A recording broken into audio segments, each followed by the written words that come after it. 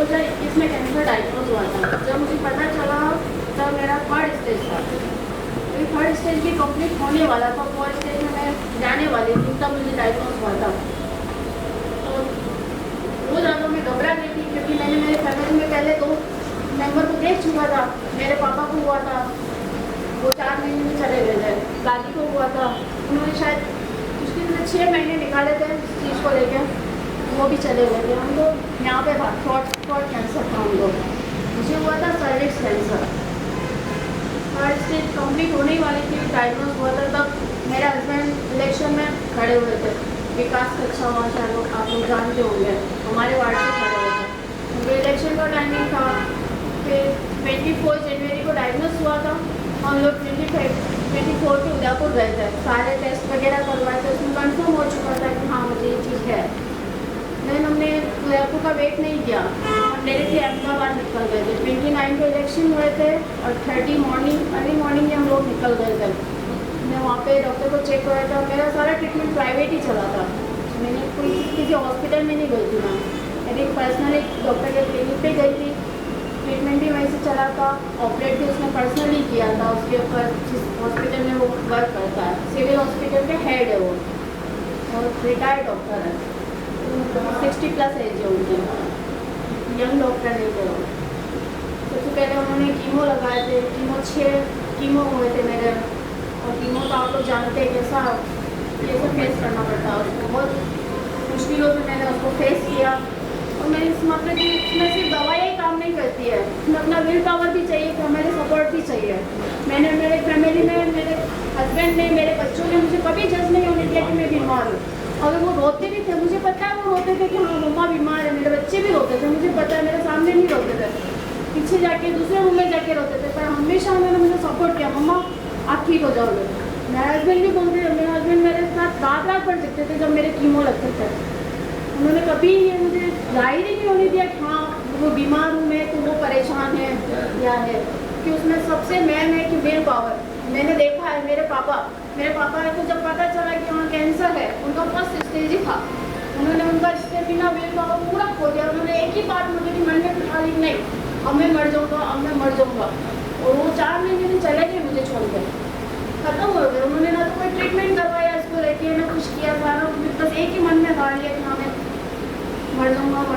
तब मेरे मौजूद मेरी फैमिली ने सपोर्ट किया, मैंने खुद ने हिम्मत रखी कि नहीं मुझे सही होना है मेरे बच्चों के लिए। वो भगवान ने मुझे वापस से नई जिंदगी दी है।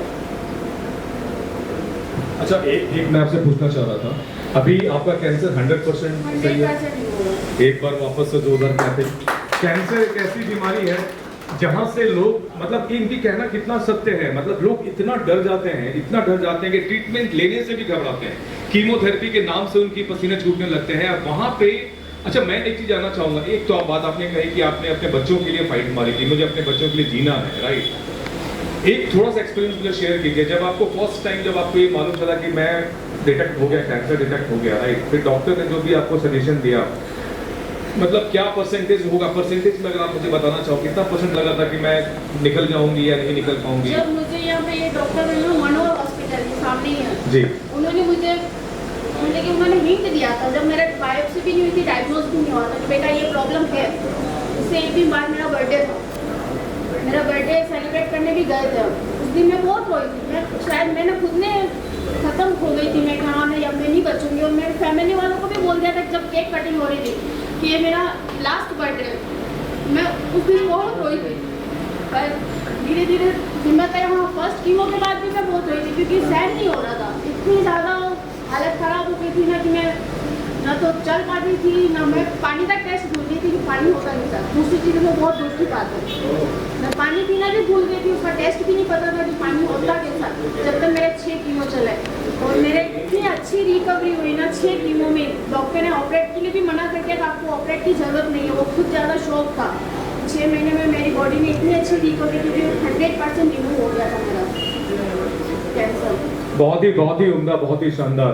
और थैंक यू सो मच, आपने अपना एक्सपीरियंस शेयर किया। और ये इंस्पिरेशन जो है ना कई लोगों के लिए, आज हम लोग देखिए यूट्यूब में भी मैं आपको दिखाऊं, कई सारे कैंसर पेशेंट हैं जो अपने बारे में बता रहे हैं।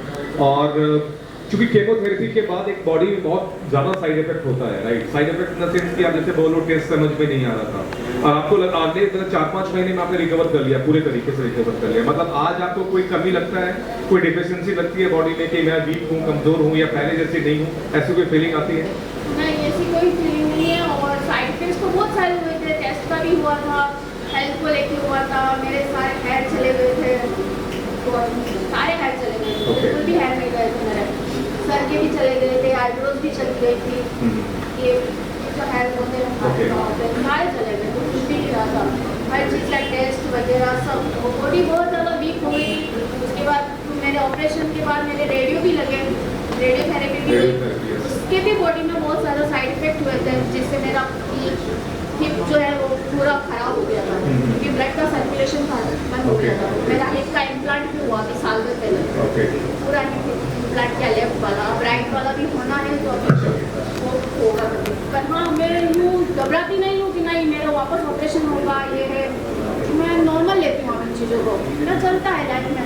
ऑपरेशन है तो मैं अभी भी, ये हिप का हुआ था साल भर पहले, मैं फैमिली को अच्छे से बाय करके गई कि मैं ऑपरेशन करवाने जा रही हूँ, 10 दिन बाद आऊँगी तुमसे। हाँ, दर्द होता है, वो दर्द सहन नहीं होता है मुझे अब, क्योंकि वो घबरा जाती हूँ मैं दर्द से, फिर मेरे को हल्का सा सर दर्द भी सहन नहीं होता। पर हाँ, मैं कैरी कर रही हूँ, मैं टैबलेट नहीं लेती, कोई भी टैबलेट नहीं लेती। अमेजिंग, ये एक मेरे ख्याल से थैंक यू सो मच। आपने एक बार जोरदार क्लैपिंग इनके लिए होना चाहिए। इवन मैं बुखार की, सर दर्द की, हाथ पाँव दर्द की कोई भी टैबलेट नहीं खाती, हो जाएगा 2 दिन में अपने आप।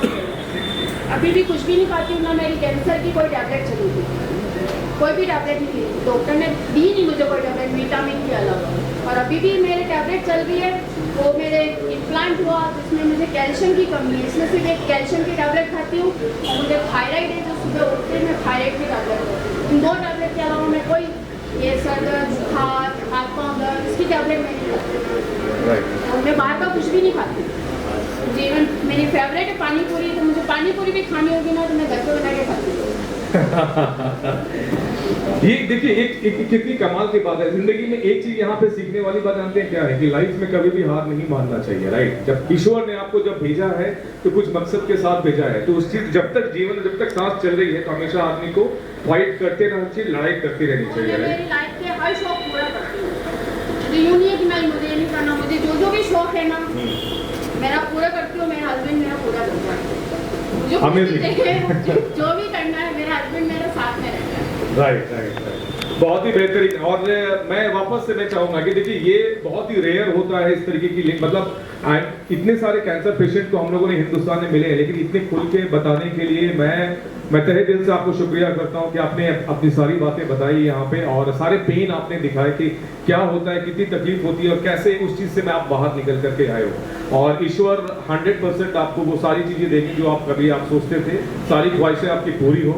हमारे तरफ से, हमारी कंपनी की तरफ से, हमारे पूरे टीम के तरफ से आपको ढेर सारी बधाई कि आपने बहुत एक नई जिंदगी आपने स्टार्ट की है, और इसको एंजॉय कीजिए, खुल के एंजॉय कीजिए, राइट? और यही मैं हमेशा लोगों को कहता हूँ कि यहाँ पे कुछ सोचने की जरूरत नहीं है, अपने बॉडी को फिट रखिए और लाइफ को जीना सीखिए, राइट? जिंदगी काटना नहीं, जिंदगी को जीना है। मतलब अपने महीने में 1 दिन 2 दिन 25 दिन नौकरी करो, काम करो, सब कुछ करो, लेकिन 5 दिन अपने लिए टाइम जरूर निकालो। 2021 में मैं जॉब करती थी, मुझे लगता था बीमार होने से पहले शायद जिंदगी सच में मैं काट रही थी, पर अब मैं रियल में अब जी रही हूँ, क्योंकि मेरे हर इच्छा, मेरा हर शौक, मेरा हर सपना मेरे हस्बैंड ने मेरा पूरा किया, और थैंक्स टू गॉड मुझे इतना अच्छा हस्बैंड देने के लिए।